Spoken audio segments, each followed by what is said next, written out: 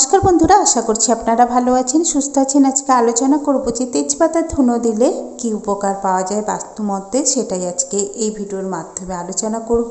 চলুন ভিডিওটা শুরু করা যায়।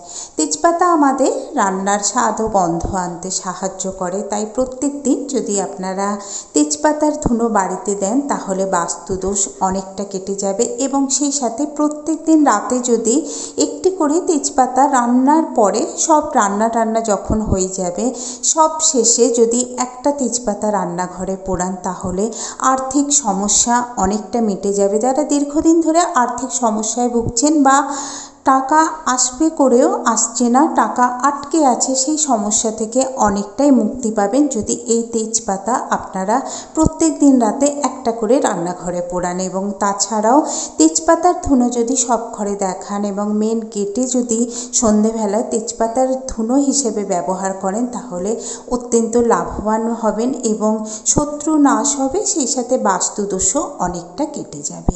এই ছিল আজকে ভিডিও। আশা করছি ভিডিওটা ভালো লেগেছে। ভিডিওর সাথে শেষ পর্যন্ত থাকার জন্য অসংখ্য ধন্যবাদ।